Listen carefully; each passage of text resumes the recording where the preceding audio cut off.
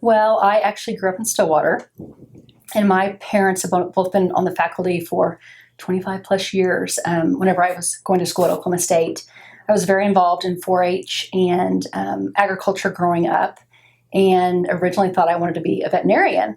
So Dad, who was the professor in Ag Econ, said, "Well, honey, you can definitely do Ag Econ and then be pre-vet." So I came to the College of Ag and did Ag Econ, and realized after my first chemistry class that I did not want to be pre-vet. So I took a double major in agriculture economics and accounting and focused on the business side.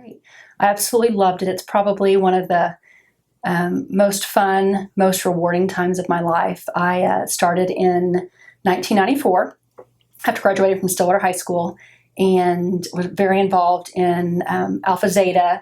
As an Ag ambassador, I was also very involved.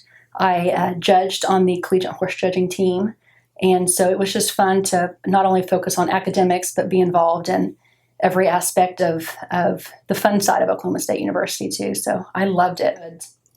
I did an internship my junior year, between my junior and senior year, and part of my internship was in banking, and I went to work for Bank of Oklahoma and had the opportunity to be part of a huge project that was an acquisition of a large bank in New Mexico. So while I was on my internship, I got to clean out cabinets, but then I also got to be part of a huge transaction where Bank of Oklahoma bought Bank of Albuquerque. And the rest of my summer I spent on the Chicago Board of Trade and worked for R.J. O'Brien and Associates as an intern. And at that time, I really thought I wanted to be a commodity broker. But after being there and seeing the fast pace and it was a very rigorous profession. I came back, finished my senior year, and had an offer from both the commodity broker company and from Bank of Oklahoma, and realized that I truly enjoyed my time, my internship, and so I decided to go the banking route, and it was the best decision I've made, I think, in my professional career. That's a great question. I think it would be, maybe don't be so hard on yourself. I think there's times when we may get a B, or we may not have done as well as we wanted to on a paper or on a test. Don't be so hard on yourself, but use it as motivation to do better the next time.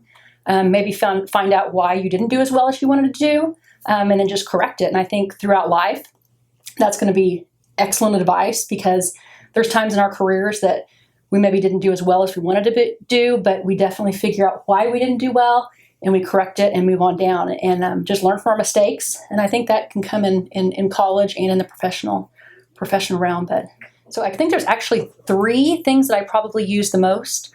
In ag finance, we had to do Quicken and QuickBooks and keep all of our checking accounts and stuff on QuickBooks, and I still use that today.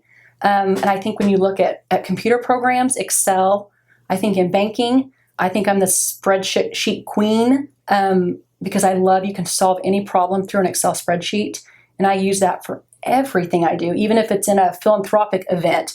Making columns and files and formulas for anything from banking to community involvement. I use Excel all the time. And I think the third thing I use is the public speaking. I think the best thing you can do is be comfortable public speaking, whether it's to a single group of customers, maybe it's to a large group of students at Oklahoma State, maybe it's to peers in the banking industry.